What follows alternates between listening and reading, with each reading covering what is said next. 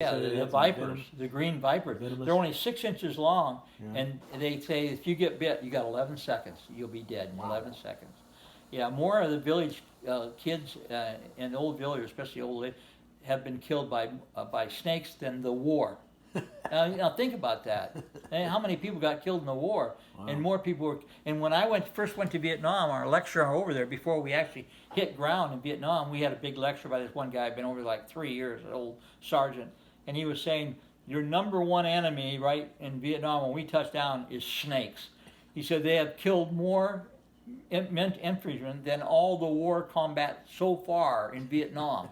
And he was telling us about these vipers. He says if you see one of them. Well, I was sitting. We had built in this one village. We had built this sort of a little bamboo shack and thing, and it had a latrine, but we had like little toilet seats there. And I was sitting there, and what we did was we took the flamethrower and we burnt down an area about 20 feet all the way around us, because they had all kinds of. So I was sitting there, and I had my 45 next to me. I always carry them, but I saw a movement out of the grass, and I looked up, and here's this little dinky snake about that big, sitting right up like a damn. I don't know what you call them. Not the Cobra. snakes, cobra. Yeah, he was sitting, and all of a sudden, shoom, he come right at me. Man, I saw that thing, and it dawned on me that I didn't know if it was a viper, but I knew the thing was coming right at me. So I grabbed my 45 and I put it over there and I went bam, and I didn't hit the thing, but the percussion of the 45 is about that far. It blew its head off, and everybody come back down there, and they said they all got excited. They said, and we found out it was a green viper. Mm-hmm. And they said that snake has no fear of anything, not men or buffalo or whatever. Mm. And it'll kill a water buffalo. If it bites a water buffalo, it'll kill it. Wow. And that's how poisonous that thing is. And then they told me later about how many kids have been bit and died from snakes. Mm. And then when we were in Vietnam, when I first got there, we were going out on these recons. We were walking through rice paddies, and Operation Harvest Moon, we went through over 2 or 3 half-mile wide rice paddies, and your water up to your knees, right? Well, the water moccasins, guys were getting bit under the water from water moccasins. You'd be walking, and then all of a sudden the corpsman would come over and hit you with an injection in the leg, had an anti-venom for that snake. Keep walking. Yeah, but they didn't have anything for the viper. The corpsman told her, he said, you get bit by a viper, you might have a chance to get one prayer out of your mouth before you're dead. Wow. But he said the other snakes they had some venom for 2 or 3 of the snakes. But and you never knew when you're walking through those jungle. I got pictures, of us, the village, and even in broad daylight, the canopies grow up for the bamboo and they go across the trip, and it's kind of semi-dark in the daytime. Well, those damn pythons, they're up in there in the thing, and they'll drop right down on top of you. And then we were up. They flew us into Cambodia one night to watch what they're doing. We were in Vietnam up north, and so the Viet Cong were hitting us opposition. They were getting hit bad. So what they did is they crossed into Cambodia and come down around this way, and then come in from the bottom half of Vietnam. So they sent us in. I was in the recon, off the Iwo Jima at the time. So they sent us in on about a 5-man force to observe the trail that they were using to do reconnaissance on it. So we were sitting there in the middle of the night. We had this one guy, we call him Baby Huey, and he was a young kid, about 18, barely 18, and he was about, I'd say 250 pounds, about 6'4", and we call him Baby Huey. And anyway, we sat in on a recon. It was just a recon, 5 guys. Meanwhile, they had a regiment of Viet Cong coming down through the jungle, and we were in there watching it. And we had these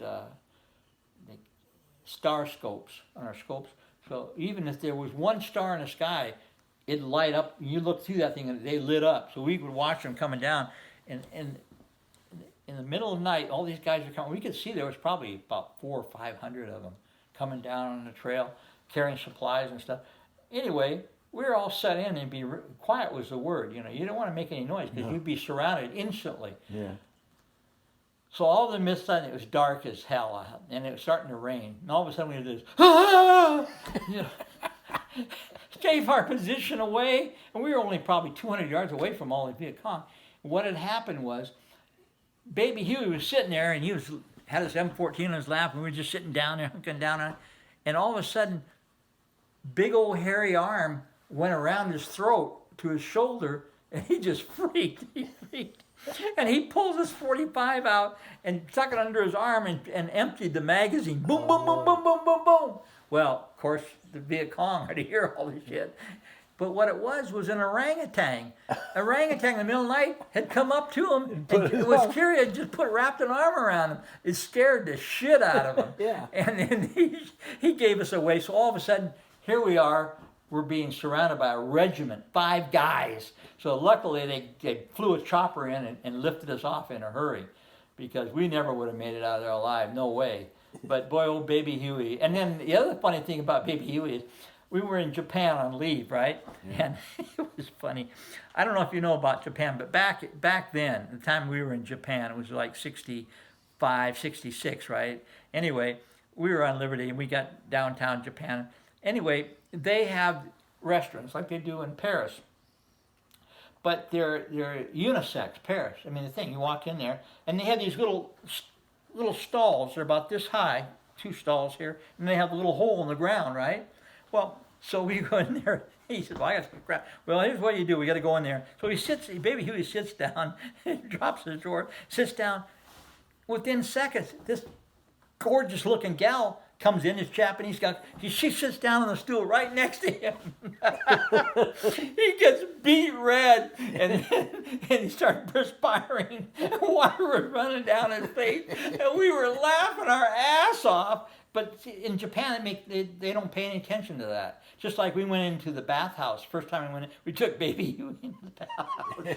And when they come in there, you come into this room, and they got a room there, and they got these little stools you sit on, and you go in there, and they got a little basket they give you, and you take your clothes on, put them in the basket, and then this woman attendant comes in, and she's got the water, and you wash your whole body, and then they rinse you off. Then you go into the hot tub, right? So Baby, he was all self-conscious sitting there, and these ladies come in with this thing, and he didn't know what to do. He was sitting there like this, and he said, "Come on, man, we got to go in the hot tub, you got to wash first." He wouldn't move, he was just like frozen there. And we all started laughing at him. Finally, there's some gals that came in, because they have women and the men. The whole families come in there. But boy, he never did. I mean, he was as red as this thing right here. We laughing our ass off. He just, you big old Huey, 6'3" and 250 pounds. I mean, you couldn't have moved him with a caterpillar. He was, well, we laughed our ass off at him, But when that orangutan wrapped his arm around him, he killed that damn thing dead, really? Man. He emptied a 45. He said, "Well, I thought somebody was trying to strangle me." Big old hairy arm. I said, "Who in the hell? What gook did you ever see that had that much hair on their arm? They don't have any hair on their arm at all." So I didn't know what it was. I thought maybe it was a snake with a lot of hair or something. It was pitch black and he couldn't see. But I mean, he killed that thing. If he just had not panicked, the thing probably would have left him alone. It was just curious of what he was, Yeah. And but there's some funny shit that happens in combat. I'll tell you. That stupid one guy, South was his name. He threw a woolly white phosphorus grenade into the enemy, and the wind was blowing. It blew back, and the part of it burnt the shit out of his face and a couple guys. And I told him, "So what the hell were you thinking? When you use a white phosphorus grenade or a smoke grenade or anything, you got choppers. You make sure which way the wind's blowing. It blows back on you. The choppers, they can't see. They come down and clear a path. You're part of the path that gets cleared." I said, "Damn, so what do you think?" "Well, I said, I thought the wind was blowing this way." I said, "Man," all you got to do is throw up a smoke grenade first. And see which way the wind's blowing. Yeah. But don't throw a white phosphorus. When a tank would die in Vietnam and get mud, it would sink way below the track. They could never get it out. Oh, really? So what they do is take a white phosphorus grenade, pop it, put it on the engine, and it would melt right down through the engine. It would melt the engine, so they could never use it. But I'll tell you, the white phosphorus grenade, if you were in a hurting situation and you were being rushed, you pop one of those off with the right way the wind's blowing, and they ain't coming at you no more. It'll burn. When it lands on your skin, it doesn't stop. You can't put your hand over. It burns until that that phosphorus is burned out, it'll burn right through your hand, right down through the bones.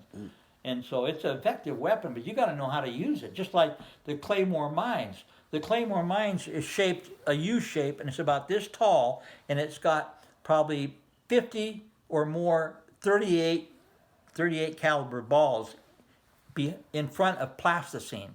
Okay, when that plasticine fires, you got like 50 of these things going out like that. It'll literally shred thick bamboo. Anyway, but the back kick will go back 10 yards. If you're within 10 yards, you can put up these wooden pallets. It'll blow it to pieces.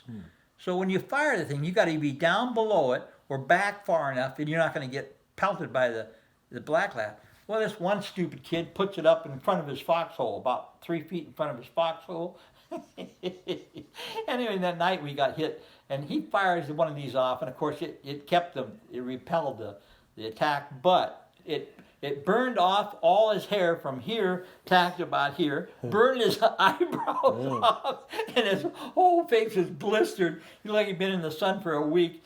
And we were laughing. He got madder than hell, and I said, "You dumb shit! They were demonstrated what happens to the back.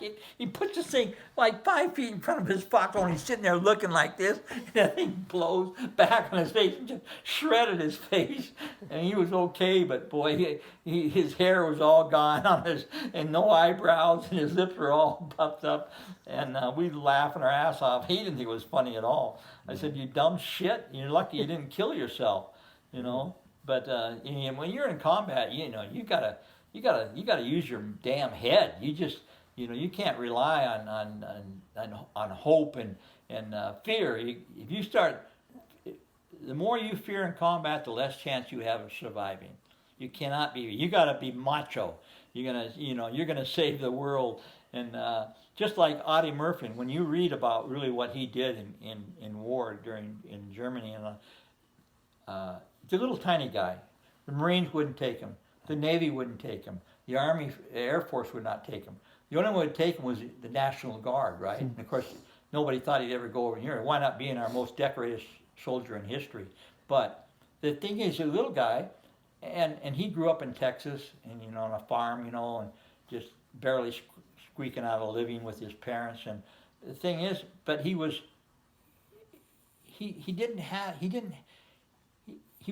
had fear, but he was an aggressive person. So when he got into combat, he took the aggressive action towards the enemy instead of waiting for the enemy to come to him. And he was very successful, and really, I consider Audie Murphy one of the greatest heroes we ever had in combat, what he accomplished.